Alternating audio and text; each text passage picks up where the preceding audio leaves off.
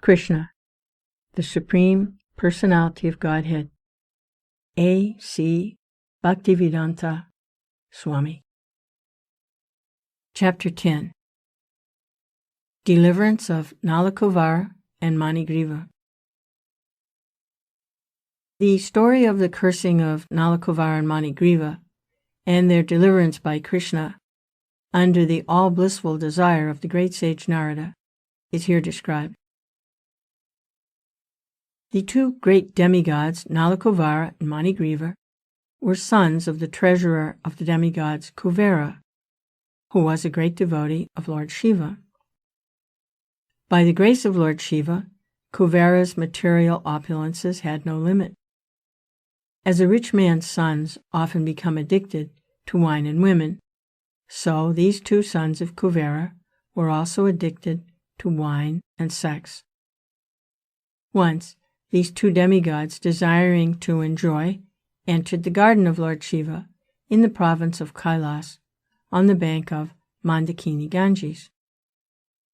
There they drank much and engaged in hearing the sweet singing of beautiful women who accompanied them in that garden of fragrant flowers. In an intoxicated condition, they both entered the water of the Ganges, which was full with lotus flowers, and there they began to enjoy the company of the young girls, exactly as the male elephant enjoys the female elephants within the water. While they were thus enjoying themselves in the water, all of a sudden Narada, the great sage, happened to pass that way.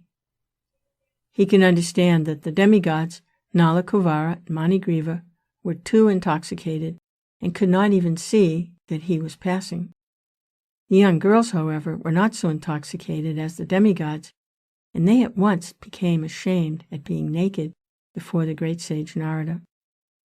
They began to cover themselves with all haste. The two demigod sons of Kuvera were so intoxicated they could not appreciate the presence of the sage Narada, and therefore did not cover their bodies.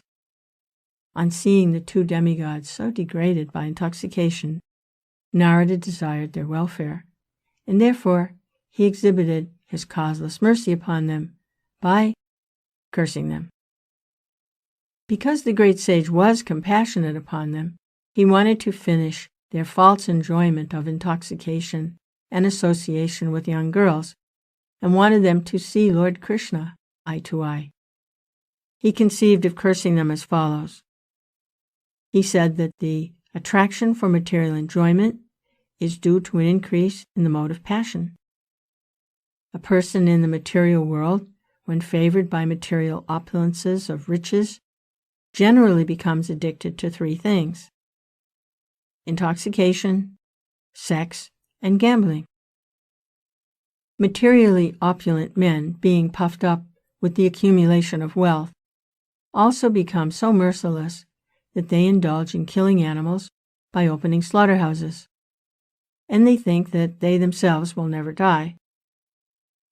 Such foolish persons, forgetting the laws of nature, become overly infatuated with the body. They forget that the material body, even though very much advanced in civilization, up to the point of the demigods, will finally be burnt to ashes. And while one is living, whatever the external condition of the body may be, within there is only stool, urine, and various kinds of worms. Thus, being engaged in jealousy and violence to other bodies, materialists cannot understand the ultimate goal of life. And without knowing this goal of life, they generally glide down to a hellish condition. In their next birth, such foolish persons commit all kinds of sinful activities on account of this temporary body, and they are even unable to consider whether this body actually belongs to them. Generally, it is said that the body belongs to the persons who feed the body. One might therefore consider whether this body belongs to one personally or to the master to whom one renders service. The master of slaves claims full right to the bodies of the slaves because the master feeds the slaves. It may be questioned then whether the body belongs to the father, who is the seed-giving master of this body, or to the mother who develops the child's body in her womb. Foolish persons are engaged in committing all sorts of sins due to the misconception of identifying the material body with the self. But one should be intelligent enough to understand to whom this body belongs. A foolish person indulges in killing other animals to maintain the body, but he does not consider whether this body belongs to him, or to his father, or mother, or grandfather. Sometimes a grandfather or a father gives his daughter in charity to a person with a view of getting back the daughter's child as a son. The body may also belong to a stronger man who forces it to work for him. Sometimes the slave's body is sold to the master on the basis that the body will belong to the master. And at the end of life, the body belongs to the fire, because the body is given to the fire and burnt to ashes. Or the body is thrown into the street to be eaten by the dogs and vultures. Before committing all kinds of sins to maintain the body, one should understand to whom the body belongs. Ultimately, it is concluded that the body is a product of material nature, and at the end, it merges into material nature. Therefore, the conclusion should be that the body belongs to material nature. One should not wrongly think that the body belongs to him. To maintain a false possession, why should one indulge in killing? Why should one kill innocent animals to maintain the body? When a man is infatuated with the false prestige of opulence, he does not care for any moral instruction, but indulges in wine, women, and animal killing. In such circumstances, a poverty-stricken man is often better situated, because a poor man thinks of himself in relation to other bodies. A poor man often does not wish to inflict injuries to other bodies, because he can understand more readily that when he himself is injured, he feels pain. As such, the great sage Narada considered that because the demigods Nalakuvara and Manigriva were so infatuated by false prestige, they should be put into a condition of life devoid of opulence. A person who has a pinprick in his body does not wish others to be pricked by pins. A considerate man in the life of poverty does not wish others to also be put into that condition. Generally, it is seen that one who has risen from a poverty-stricken life and becomes wealthy creates some charitable institution at the end of his life so that other poverty-stricken men might be benefited. In short, a compassionate, poor man may consider others' pains and pleasures with empathy. A poor man may be seldom puffed up with false pride, and he may be freed from all kinds of infatuation. He may remain satisfied by whatever he gets for his maintenance by the grace of the Lord. To remain in the poverty-stricken condition is a kind of austerity. According to Vedic culture, therefore, the Brahmanas, as a matter of routine, keep themselves in a poverty-stricken condition to save themselves from the false prestige of material opulence. False prestige due to advancement of material prosperity is a great impediment for spiritual emancipation. A poverty-stricken man cannot become unnaturally fat by eating more and more. On account of his not being able to eat more than he requires, his senses are not very turbulent. When the senses are not very turbulent, he cannot become violent. Another advantage of poverty is that a saintly person can easily enter a poor man's house, and thus the poor man can take advantage of the saintly person's association. A very opulent man does not allow anyone to enter his house. Therefore, the saintly person cannot enter. According to the Vedic system, a saintly person takes the position of a mendicant, so that on the plea of begging something from the householder, he can enter any house. The householder, who has usually forgotten everything about spiritual advancement because he is busy maintaining family affairs, can be benefited by the association of a saintly person. There is a great chance for the poor man to become liberated through association with a saint. Of what use are persons who are puffed up with material opulence and prestige if they are bereft of the association of saintly persons and devotees of the Supreme Personality of Godhead? The great sage Narada thereafter thought that it was his duty to put those demigods into a condition where they could not be falsely proud of their material opulence and prestige. Narada was compassionate and wanted to save them from their fallen life. They were in the mode of darkness, and being therefore unable to control their senses, they were addicted to sex life. It was the duty of a saintly person like Narada to save them from their abominable condition. In animal life, the animal has no sense to understand that he is naked. But Kuvera was the treasurer of the demigods, a very responsible man, and Nalakuvara and Manigriva were two of his sons. And yet they became so animalistic and irresponsible that they could not understand, due to intoxication, that they were naked. To cover the lower part of the body is a principle of human civilization, and when a man or woman forgets this principle, they become degraded. Narada therefore thought that the best punishment for them was to make them immovable, living entities, or trees. Trees are, by nature's laws, immovable. Although trees are covered by the mode of ignorance, they cannot do harm. The great sage Narada thought it fitting that, although the brothers, by his mercy, would be punished to become trees, they continued to keep their memory, to be able to know why they were being punished. After changing the body, a living entity generally forgets his previous life, but in special cases, by the grace of the Lord, as with Nalakuvara and Manigriva, one can remember.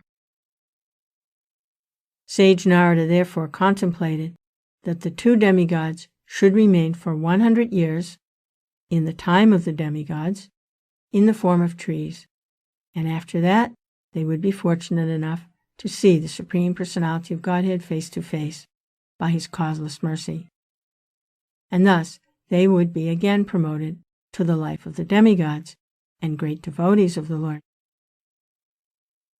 After this, the great sage Narada returned to his abode known as Narayana Ashram, and the two demigods turned into trees, known as twin arjuna trees. The two demigods were favored by the causeless mercy of Narada and given a chance to grow in Nanda's courtyard and see Krishna face to face. Although the child Krishna was bound up to the wooden mortar, he began to proceed towards the growing trees in order to fulfill the prophecy of his great devotee Narada. Lord Krishna knew that Narada was his great devotee, and that the trees standing before him as twin arjuna trees were actually the sons of Kuvera. I must now fulfill the words of my great devotee Narada, he thought. Then he began to proceed through the passage between the two trees. Although he was able to pass through the passage, the large wooden mortar struck horizontally between the trees. Taking advantage of this, Lord Krishna began to pull the rope which was tied to the mortar. As soon as he pulled, with great strength, the two trees, with all branches and limbs, fell down immediately with a great sound. Out of the broken fallen trees came two great personalities, shining like blazing fire. All sides became illuminated and beautiful by their presence. The two purified bodies immediately came before child Krishna and bowed down to offer their respects and prayers in the following words. Dear Lord Krishna, you are the original personality of Godhead, master of all mystic powers. Learned Brahmanas know very well that this cosmic manifestation is an expansion of your potencies, which are sometimes manifest and sometimes unmanifest. You are the original provider of the life, body, and senses of all living entities. You are the eternal God, Lord Vishnu, who is all-pervading, the principal controller of everything. You are the original source of the cosmic manifestation, which is acting under the spell of the three modes of material nature: goodness, passion, and ignorance. You are living as the supersoul in all the multi-forms of living entities, and you know very well what is going on within their bodies and minds. Therefore, you are the supreme director of all activities of all living entities. But, although you are in the midst of everything which is under the spell of the material modes of nature, you are not affected by such contaminated qualities. No one under the jurisdiction of the material modes can understand your transcendental qualities, which existed before the creation. Therefore, you are called Supreme Brahman, who is always glorified by his personal, internal potencies. In this material world, you can be known only by your different incarnations. Although you assume different types of bodies, these bodies are not part of the material creation. They are always full of transcendental potencies of unlimited opulence, strength, beauty, fame, wisdom, and renunciation. In the material existence, there is a difference between the body and the owner of the body. But because you appear in your original spiritual body, there is no such difference for you. When you appear, your uncommon activities indicate that you are the Supreme Personality of Godhead.